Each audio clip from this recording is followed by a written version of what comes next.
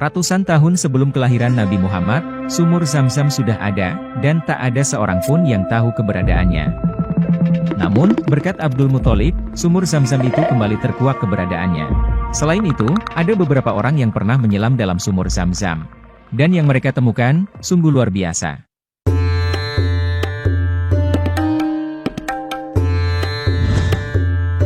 Abdul Muthalib. Dikutip dari buku sejarah Ka'bah karya Ali Husni Al-Harbutli, sejumlah sejarawan berbeda pendapat mengenai hilangnya sumur Zam-Zam. Sebagian dari mereka menganggap, hilangnya sumur Zam-Zam disebabkan faktor geografis, yakni adanya banjir bandang yang melanda Mekah jauh sebelum kelahiran Nabi Muhammad. Tetapi, sebagian besar sejarawan justru meyakini, hilangnya sumur Zam-Zam karena faktor kesengajaan. Ini didasarkan pada bukti adanya kisah pemimpin Mekah yang hidup jauh sebelum masa Abdul Muthalib, yaitu Madad bin Amru al-Jurhumi. Kala itu, dia terlibat peperangan dengan musuhnya, dan kalah. Karena kekalahan itu, dia menyadari akan diusir dari Mekah. Untuk mengantisipasi hal itu, maka Madad memutuskan untuk menutup sumur Zam-Zam. Dan mulai saat itu, penduduk Mekah selalu menggali sumur, karena persediaan air yang ada sangat sedikit. Pencarian sumur Zam-Zam ini berlangsung selama berabad-abad. Abdul Muthalib mempunyai tanggung jawab besar setelah pamannya dalam urusan Ka'bah seperti Sikayah dan Rifadah, yaitu memberi minum para jamaah haji yang diambil dari sumur-sumur di luar Mekah. Pada suatu hari, Mekah dilanda kekeringan yang mengharuskannya mencari solusi dari kekeringan tersebut sebelum para jamaah haji datang untuk melaksanakan haji. Suatu hari, Abdul Muthalib tidur di Hatim Ka'bah, atau Hij Ismail. Dalam mimpi, seseorang menyuruhnya menggali, "Galilah Thaibah." Abdul Muthalib bertanya, apa Thaibah itu, namun mimpi berlalu tanpa adanya jawaban. Keesokan harinya ketika Abdul Muthalib sedang tidur, orang tersebut datang kembali untuk kedua kalinya seraya berkata, "Galilah Biro." Abdul Muthalib masih tidak paham, ia menjawab, "Apa itu Biro?" Bukannya menjawab, orang itu malah pergi begitu saja. Lalu keesokan harinya, orang tersebut datang untuk ketiga kali dalam mimpinya. "Galilah Mahnunah." Abdul Muthalib kembali bertanya, "Apa itu Mahnunah?" Orang itu pergi lagi, tanpa memberi jawaban apapun. Barulah hari keempat, orang misterius tersebut datang di mimpinya dengan perintah yang jelas, "Galilah Zam-Zam." Namun demikian, kakek Rasul ini masih belum paham, ia pun bertanya kembali, "Apa itu Zam-Zam?" "Air yang tidak kering dan tidak meluap, engkau dapat memberi minum para jamaah haji dengannya. Letaknya di antara kotoran dan darah, di paruh gagak yang tuli, dan di sarang semut," jawab si misterius. Setelah mendapat tanda-tandanya, akhirnya dia bersama putra sulungnya, yang juga satu-satunya putranya pada saat itu, melakukan penggalian di lokasi Zam-Zam sekarang ini. Singkatnya, penggalian pada hari keempat, dinding sumur mulai nampak. Setelah beberapa kali penggalian, tingkat airnya dapat dicapai. Dia pun masuk, dan menemukan bahwa, di dalam sumur ada dua patung rusa emas, pedang, dan perisai. Atas keberhasilan ini, Abdul Muthalib berseru, "Allahu Akbar," dan berkata, "Inilah sumur Ismail." Orang-orang Quraisy pun mengerumuni Abdul Muthalib, dan mengatakan, karena sumur itu semula milik Ismail, maka ketika ditemukan kembali, sumur itu pun jadi milik seluruh suku. Abdul Muthalib menolak pendapat mereka, dengan mengatakan bahwa sumur itu merupakan karunia khusus dari Allah yang dianugerahkan kepada dirinya. Pada akhirnya, orang-orang Quraisy sepakat menyerahkan persoalan mereka kepada wanita arif dari suku Sa'ad di Syria. Setiap marga mengutus satu orang untuk mewakili marga bersangkutan. Abdul Muthalib, bersama putranya dan beberapa sahabat, berada dalam kafilah yang sama, namun Abdul Muthalib memiliki pemahaman dan persiapan tersendiri. Ketika perjalanan di tengah gurun, air yang dibawa Abdul Muthalib habis. Seluruh anggota kelompok lain, tak mau berbagi air. Mereka nyaris mati. Abdul Muthalib menyarankan kelompoknya untuk menggali beberapa kuburan, agar kalau ada yang mati, maka tinggal menguburkannya saja. Dengan demikian, hanya satu orang saja yang matinya terakhir, dan yang tidak akan terkubur. Mereka pun menggali kuburan mereka sendiri. Kelompok lain cuma menonton saja. Pada hari kedua, Abdul Muthalib menasihati sahabat-sahabatnya, bahwa menyerah kepada kematian tanpa melakukan upaya habis-habisan, merupakan sikap pengecut. Kemudian Abdul Muthalib menaiki untanya, dan untanya pun bangkit. Pada saat itulah, kaki unta menjejak-jejak bumi. Dan tiba-tiba, keluarlah air yang sejuk lagi sedap rasanya. Abdul Muthalib mengucapkan, Allahu Akbar. Para sahabatnya, juga ikut mengucapkan, Allahu Akbar. Mereka pun lalu mereguknya untuk menghilangkan dahaga, lalu mengisi penuh wadah-wadah air mereka yang terbuat dari kulit. Abdul Muthalib kemudian mengundang kelompok lawan untuk ikut mengisi wadah-wadah air mereka yang juga terbuat dari kulit. Sahabat-sahabat Abdul Muthalib merasa keberatan, namun Abdul Muthalib mengatakan, kalau kita berbuat seperti mereka, maka tak ada bedanya antara kita dan mereka. Seluruh kafilah pun mengerumuni sumber air itu. Mereka minum dan mengisi penuh wadah-wadah air mereka yang terbuat dari kulit. Kemudian mereka berkata, wahai Abdul Muthalib, demi Allah, Allah telah menentukan antara kamu dan kami. Dia telah menganugerahkan kemenangan kepadamu. Demi Allah, kami tak akan pernah berselisih denganmu tentang Zam-Zam.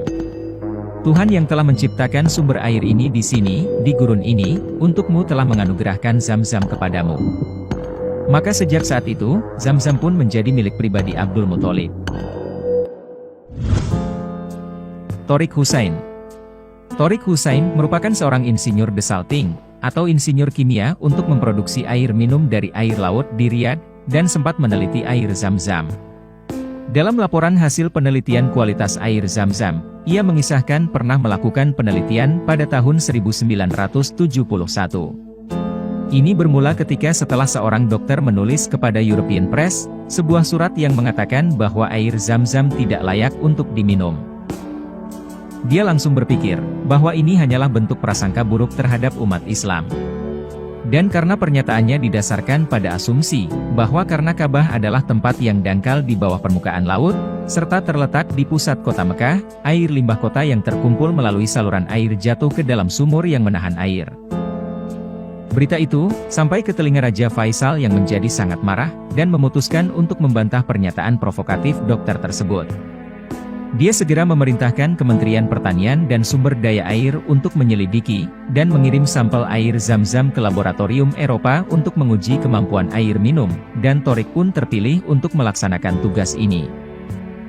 Pada tahap ini, Tariq tidak tahu seperti apa sumur yang menampung air itu. Dia lalu pergi ke Mekah dan menghadap ke pihak berwenang di Ka'bah. Ketika tim mereka sampai di sumur, sulit baginya untuk percaya bahwa genangan air lebih mirip kolam kecil sekitar 6 kali 4,5 meter. Ia kaget, karena sumur inilah yang menyuplai jutaan galon air setiap tahun untuk haji, dan jutaan galon untuk pengunjung sejak muncul pada masa Nabi Ibrahim berabad-abad yang lalu. Pimpinan Tariq memberikan komentar yang sangat tidak rasional, bahwa sumur Zam-Zam itu berhubungan secara internal ke Laut Merah. Padahal, Mekah berjarak sekitar 75 km dari Laut Merah.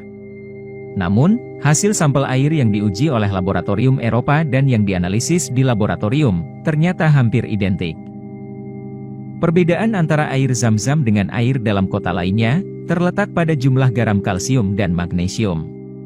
Kandungannya sedikit lebih tinggi pada air Zam-Zam. Ini mungkin alasan, mengapa air ini menyegarkan para haji yang lelah. Tetapi yang lebih penting, air ini mengandung fluorida, yang memiliki aksi pembasmi kuman yang efektif. Apalagi, pernyataan dari laboratorium Eropa menunjukkan, bahwa air itu layak untuk diminum. Oleh karena itu pernyataan dokter tersebut terbukti tidak benar. Ketika ini dilaporkan kepada Raja Faisal, dia sangat senang dan memerintahkan kontradiksi laporan tersebut di European Press. Hikmahnya, semakin banyak Anda menjelajah, semakin banyak keajaiban yang muncul, dan Anda menemukan diri Anda secara implisit percaya pada keajaiban air yang Tuhan berikan, sebagai hadiah bagi umat beriman yang datang dari jauh dan luas ke tanah gurun untuk berziarah. Inilah hasil penelitian Tariq, yang merangkum beberapa fitur air Zam-Zam. Pertama, sumur ini tidak pernah mengering, walaupun kebutuhan air selalu terpenuhi. Kedua, selalu mempertahankan komposisi garam dan rasa yang sama sejak pertama kali ada. Portabilitasnya selalu diakui secara universal, saat peziarah dari seluruh dunia mengunjungi Ka'bah setiap tahun untuk haji dan umrah. Tetapi, tidak pernah mengeluh tentang hal itu. Sebaliknya, mereka selalu menikmati air yang menyegarkan mereka. Ketiga, air terasa berbeda di tempat yang berbeda, karena daya tarik air Zam-Zam selalu universal. Keempat, air ini tidak pernah diolah secara kimiawi atau diklorinasi, seperti halnya dengan air yang dipompa ke kota-kota. Pertumbuhan biologis dan vegetasi biasanya terjadi di sebagian besar sumur. Hal ini membuat air menjadi tidak enak, karena pertumbuhan alga menyebabkan masalah rasa dan bau. Tetapi, dalam kasus sumur air Zam-Zam, tidak ada tanda-tanda pertumbuhan biologis. Sultan Maulana Mansyuruddin. Ada cerita lagi dari orang Banten, mengenai sumur Zam-Zam dan kaitannya dengan Batu Huran. Lokasi Batu Huran ini, berada di Pandeglang. Ini adalah sebuah batu yang dipercaya oleh masyarakat setempat, bahwa siapa saja yang melakukan tawaf atau berkeliling sebanyak 7 kali putaran di batu tersebut, maka segala permintaannya akan dikabulkan oleh Allah. Ceritanya, sekitar tahun 1651, Sultan Agung Abdul Fattah berhenti dari Kesultanan Banten, dan pemerintahan diserahkan kepada putranya, yaitu Sultan Maulana Mansyuruddin. Beliau pun diangkat menjadi Sultan ke-7 Banten. Kira-kira selama 2 tahun menjabat menjadi Sultan Banten, kemudian beliau berangkat ke Baghdad, Irak untuk mendirikan negara Banten di tanah Irak, sehingga kesultanan untuk sementara diserahkan kepada putranya Pangeran Adipati Ishak atau Sultan Abdul Fadli. Pada saat berangkat ke Baghdad, Sultan Maulana Mansyuruddin diberi wasiat oleh ayahnya. Apabila engkau mau berangkat mendirikan negara di Baghdad, janganlah menggunakan atau memakai seragam kerajaan, atau nanti engkau akan mendapat malu. Dan kalau mau berangkat ke Baghdad, harus langsung ke Baghdad, kecuali engkau mampir ke Mekah. Dan sesudah itu, langsung kembali ke Banten. Setibanya di Baghdad, ternyata Sultan Maulana Mansyuruddin tidak sanggup untuk mendirikan negara Banten di Baghdad sehingga beliau mendapat malu. Saat akan pulang ke Banten, beliau pergi ke Mekah. Beliau berdoa meminta petunjuk kepada Allah, untuk dapat pulang ke Banten. Akhirnya beliau mendapatkan petunjuk. Dan dengan izin Allah, beliau menyelam di sumur Zam-Zam. Secara mengejutkan, beliau kemudian muncul pada sebuah kubangan air di daerah Pandeglang, Banten. Setelah itu, dari bekas lubang tempat menyelamnya Syekh Mansyuruddin, keluarlah air terus-menerus tak kunjung berhenti. Masyarakat sekitar percaya bahwa air tersebut adalah air dari sumur Zam-Zam. Karena takut jamaah haji kekurangan air karena sumur Zam-Zam bocor ke Banten, maka diambilkan Al-Quran untuk menutup lubang tersebut. Tak lama Al-Quran itu pun berubah menjadi batu. Cerita lain menyebutkan, kalau batu itu sudah ada di sana. Lalu oleh beliau, batu tersebut ditulis ayat-ayat Al-Quran dengan menggunakan telunjuknya. Sehingga, oleh masyarakat sekitar dikeramatkan, dan dikenal dengan nama keramat Batu Huran. Menurut cerita penjaga pemandian Cibulakan, air kolam pemandian yang dalamnya hanya sekitar 1 meter hingga dasar kolam ini, tak bisa kering, sekalipun musim kemarau berlangsung panjang. Dan konon, pengeringan kolam pernah dilakukan sebelumnya untuk meneliti keberadaan Batu Huran tersebut. Anehnya, air kolam tidak pernah mau kering walaupun disedot pipa air bertekanan ratusan kubik per jam. Secara kasat mata, Batu Huran tersebut akan terlihat seperti batu pada umumnya. Dan katanya, dengan cara apapun dan dengan alat apapun, tidak akan bisa terlihat tulisan Al-Quran di batu tersebut. Tulisan Al-Quran pada batu itu, hanya bisa dilihat dengan mata batin, hanya orang yang hati dan jiwanya bersihlah yang bisa melihat tulisan Al-Quran tersebut.